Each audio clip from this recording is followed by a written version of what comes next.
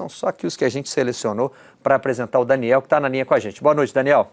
Boa noite, Barreto, boa noite, André, boa noite, Lino, é um prazer falar com você. Muito obrigado pela sua participação aqui no Troca de Passes. Eu queria introduzir o assunto com que eu venho aqui pensando nos últimos dias, não sei se os meus companheiros de mesa vão concordar comigo. Estamos diante de um conflito ético, um conflito moral no futebol brasileiro. Você tem duas correntes que podem parecer muito legítimas. Infelizmente, elas ainda estão ligadas à afiliação clubística, né? Então, hoje você ainda tem muita gente que quer defender o interesse do Fluminense dizendo que tem que ser cumprido o regulamento. E não dá para contradizê-los. Se o regulamento for cumprido à risca, Portuguesa e Flamengo perdem 4 pontos e a Portuguesa cai. E você tem outra corrente, essa mais ligada à Portuguesa, que diz que deve ser mantido o resultado de campo. Também não há como contradizê-los. Se você optar por manter o resultado do campo e esquecer dos aspectos técnicos do regulamento... Mas as duas são questões éticas e desportivas. E excludentes. Acho que esse é que é o problema. Você acha excludentes? Eu quero perguntar isso para o Daniel.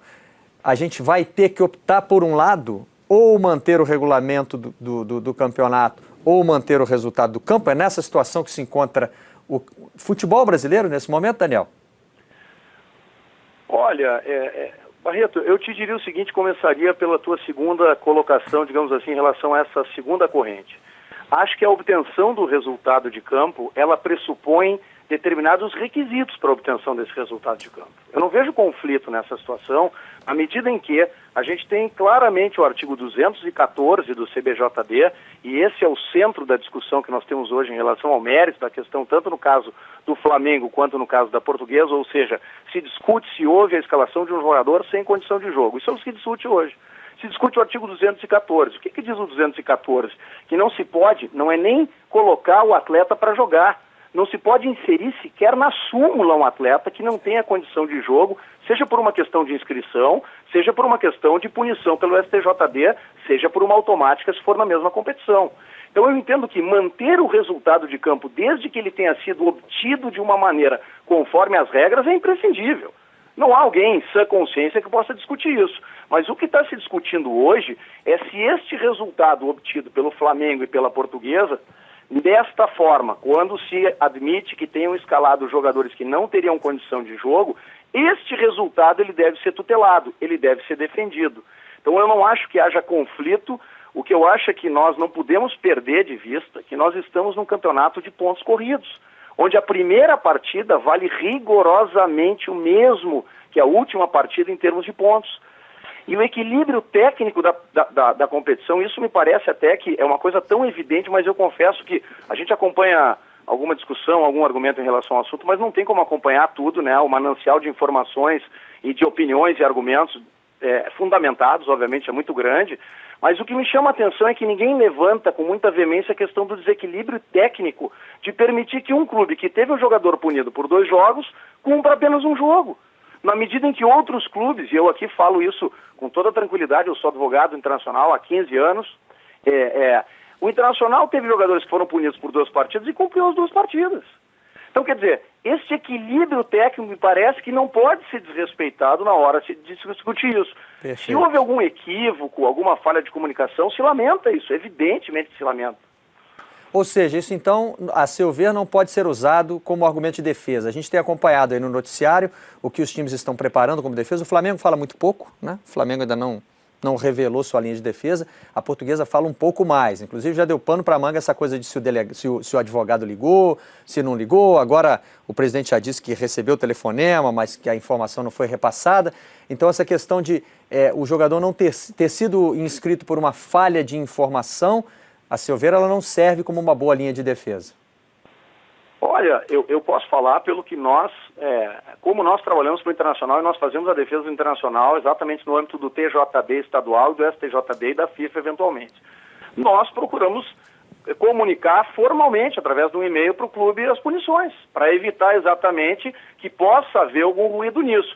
Agora, ao meu sentir, evidentemente não é um argumento jurídico uma falha de comunicação eventual que tenha ocorrido. Eu não posso afirmar que esse fato tenha ocorrido, não sou advogado da causa, mas é evidente que não se trata de um argumento jurídico, porque senão é muito simples. E me parece que esse outro argumento, para quem milita na justiça desportiva, de que tem que haver intimação para a decisão, Olha, com todo respeito, há 15 anos isso há muito tempo já não existe. Todos sabem, né, que um julgamento feito na sexta-feira, o atleta não está, se ele é suspenso, ele não pode jogar no sábado e domingo, senão seria um contrassenso. Aquele que é punido na quinta não joga no fim de semana e o que é punido na sexta joga no fim de semana. Então isso me parece de uma falta de lógica absurda e, além disso, o artigo 134 do CBJD, ele é claro, né? O clube devidamente intimado para a sessão de julgamento, ou mesmo que não intimado, representado pelo seu advogado, a decisão condenatória vale do dia seguinte. E se me permite só mais um comentário, por que vale do dia seguinte? Porque haviam clubes que desligavam o fax para não serem intimados da sessão de julgamento e depois desligavam o fax para não receber a decisão do julgamento. E ainda havia o problema do atleta ser julgado às 8 da noite para jogar às 9 da noite. Então é no dia seguinte e não se discute mais isso. Ok, essa era a minha pergunta seguinte, porque os clubes estão falando no artigo 43, né, pressupondo que a punição só valeria a partir de segunda-feira, porque seria o próximo dia útil. Então já passo aqui por o Rizek, que já está fazendo sinal ali, e para o Lino também. Doutor Daniel, boa noite. Eu queria olhar um pouco mais para frente, estou olhando para segunda-feira, mas estou olhando para o futuro, a partir de 2014 também do futebol brasileiro. E a gente está citando um monte de artigo, 44, 214, e queria saber se a gente não seria melhor a gente usar menos artigos. Eu explico a pergunta para o senhor. Desde os anos 50 que a gente tem registro no futebol brasileiro de resultados que depois são rediscutidos em tribunais por conta de jogadores irregulares escalados ou brechas de regulamento. Já tivemos uma série de viradas, chamadas viradas de mesa por conta disso. O senhor não acha que algo tão complexo, tão importante quanto o rebaixamento, a permanência de um clube na primeira divisão, é muito burro um sistema que dependa de um e-mail que não chegou, ou de um fax que não chegou, de um telefone que possa ter caído e aí o cara entendeu errado do outro lado da linha e anotou suspenso por 1 em vez de 2 jogos? Não seria mais racional que a partir do ano que vem, o jogador que está impossibilitado de entrar em campo, já na súmula, já que estamos em 2013, o juiz pode levar ali um smartphone, um iPad, esse jogador não possa ser inscrito, para que a gente possa evitar que às vezes um erro banal, como ao que tudo indica a Portuguesa cometeu, sem nenhum dolo, até porque o jogo nem valia mais nada para a Portuguesa, assim como para o Flamengo, será que não é mais fácil a gente evitar esse tipo de discussão de artigo e criar um sistema mais inteligente para o futuro? O que o senhor pensa disso? Não, André, eu não tenho a menor dúvida de que quanto mais nós otimizarmos, né, a questão do acerto, né, o futebol tem que caminhar para isso. Hoje não é esse o sistema vigente. Quando eu quis dizer a questão do e-mail, é para que não haja nenhuma dúvida nessa comunicação que hoje é de responsabilidade dos advogados que vão fazer a defesa dos clubes no STJD. Agora, que não há a menor dúvida de que eu acho... Para tu teres uma ideia, nós, quando o Internacional foi para o último Mundial que ele disputou, tentamos inscrever o Rodrigo, que hoje está no Goiás, fez um excelente campeonato brasileiro, a gente sabe a história do Rodrigo, enfim. E o Internacional submeteu o nome do Rodrigo numa primeira lista para a FIFA não glosou o nome do Rodrigo, depois quando houve a segunda lista, a FIFA disse que ele não tinha condições porque a janela no Brasil tinha encerrado, mais ou menos como no caso do Fernandinho. É lógico que seria muito mais razoável que já na primeira checagem a FIFA tivesse dito, não, esse atleta não pode, porque nós entendemos que janela de transferência no Brasil também tem que valer para a janela doméstica, ponto. O mesmo vale, obviamente, para essas questões do Campeonato Brasileiro, e eu te diria, saindo um pouco do caso da Portuguesa, que me parece de uma clareza maior que a do Flamengo, embora o do Flamengo também me parece que vai na mesma linha, mas tem essa diferença que, digamos assim, dificulta um pouco mais a compreensão, porque a gente sai de uma punição, de uma infração sofrida numa competição e vai para outra competição para o cumprimento, mas ainda assim também nessa questão do cumprimento da suspensão automática numa competição que acabou, eu não tenho a menor dúvida de que a gente tem que ter um avanço nesse sentido que tu acabaste de comentar. Só um comentário, eu não acho que não valia nada o jogo para a Portuguesa. Por quê? Porque o resultado final da tabela colocaram Internacional e Criciúma numa zona não disputam Sul-Americana. Então o jogo da Portuguesa, com o devido respeito a quem pensa de forma diferente, ele valia para outros clubes, inclusive envolvidos no campeonato, como vale o julgamento. Perfeito. Quis dizer de rebaixamento, como ela vai ser rebaixada caso ela seja condenada. Lino? Não, eu acho que todos nós, desportistas, sentimos muito o que aconteceu com a Portuguesa, pelas circunstâncias, pela evidente vantagem desportiva que obteve a Portuguesa dentro de campo, mas todos nós percebemos, e a própria Portuguesa também, que ela cometeu um erro terrível, que ela cometeu um erro técnico, que ela é culpada em alguma coisa, se é o advogado, se é o supervisor, se houve dolo, se não houve dolo. A gente vai começar a discutir a partir de agora como foi o erro da Portuguesa. No meu entendimento, a Portuguesa errou e parece que isso está muito claro. A minha pergunta é a seguinte, doutor Daniel.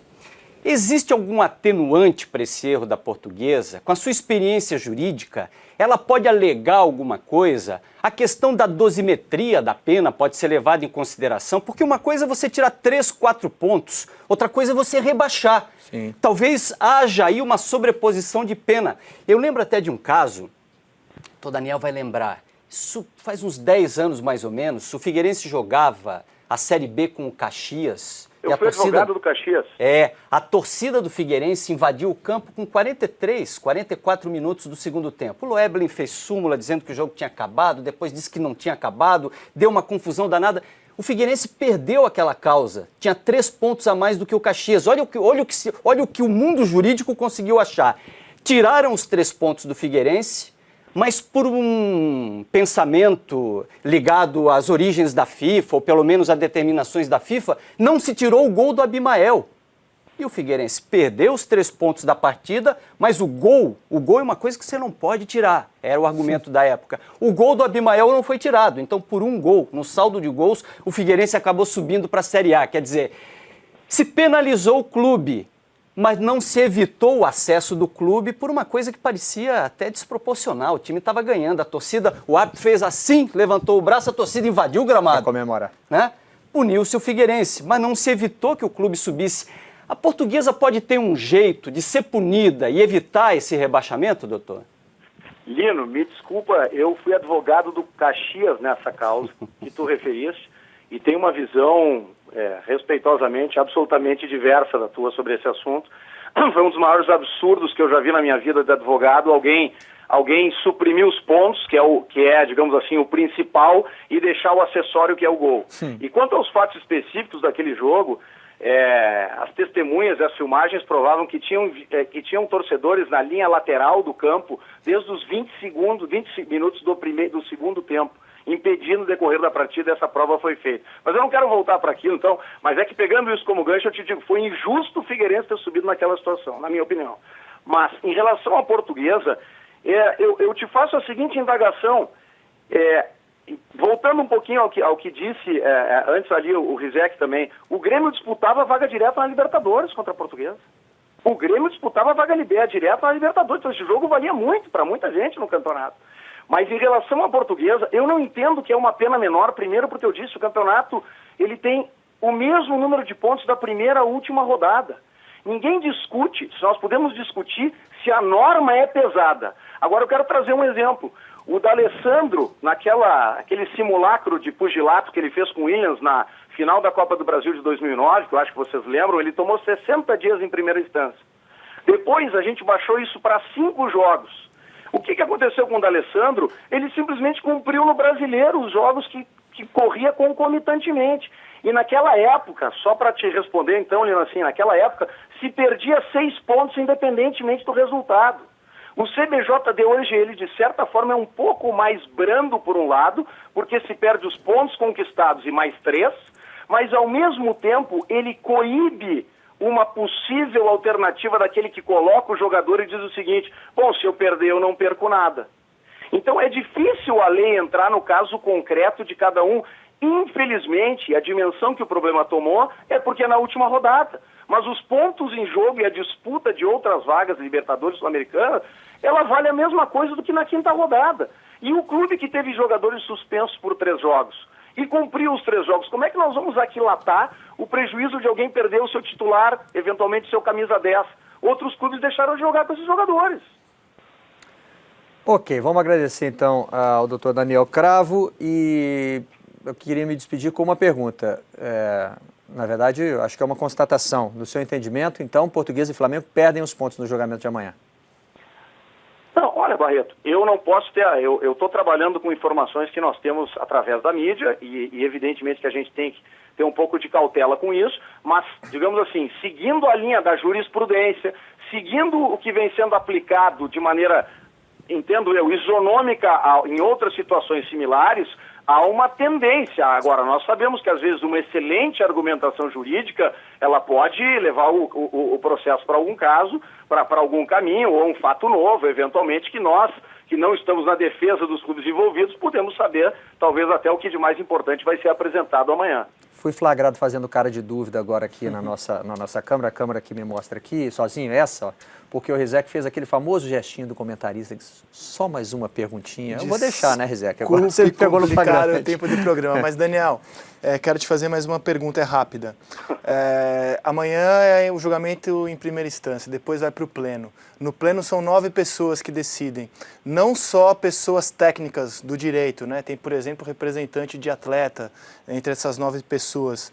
Você acha que apelos, digamos, mais morais e menos técnicos e até a comoção pública, que nesse momento parece haver em favor da Portuguesa, ele pode influenciar mais no pleno com essas 9 cabeças, nem todas elas cabeças jurídicas, técnicas? É muito difícil fazer um prognóstico, né? O que eu só coloco um pouco em xeque é o que seria um apelo moral. Acho que eu tentei provocar, digamos assim, alguma reflexão sobre o que seria moral. É moral alguém tomar uma suspensão com o seu jogador de três partidas e cumprir, outro não cumprir, e esse outro permanecer sem a punição? Eu não sei bem como é que a gente qualifica quem é que tem a decisão nesse aspecto de dizer o que é moral, o que não é. Mas eu não sei se eu estou fazendo a leitura errada. Vozes muito abalizadas da imprensa, estou fugindo do juridiquês, já que tu me pedisse, vozes muito abalizadas da imprensa têm se manifestado pelo cumprimento do regulamento. Eu tenho ouvido muito isso, acho que há um certo equilíbrio entre essas posições. Sim. De não juristas, pelo que eu tenho colhido, me corrijam se eu estiver errado. E sobre a questão moral... O que a gente tem lido é bem equilibrado. Vou deixar para os advogados da Portuguesa, não quero aqui me posicionar, mas há uma série de questões que o clube pode levantar, né? Não cabe a mim, a Portuguesa tem advogado para fazer isso, e acho que a grande esperança da Portuguesa é levar essas questões menos técnicas e mais de justiça, como a maioria das pessoas entendem ser o que é justiça, para o segundo julgamento. Por falar em advogados da Portuguesa, tentamos contato com os advogados da Portuguesa, os advogados do Flamengo e também com o presidente do STJD, Flávio Sveter, e com o procurador Paulo Schmidt. Nenhum deles nos atendeu. Mas eu acho que foi bem esclarecedor aqui a entrevista do Daniel Cravo, a quem eu agradeço muito pela participação no nosso Troca de Passe. Boa noite, Daniel. Obrigado, foi um prazer, e eu só queria registrar que o Internacional se beneficiou de uma matéria do próprio Rizek para absolver um jogador no STJD diante de uma arbitragem um pouco complicada que nós tivemos durante o campeonato, né?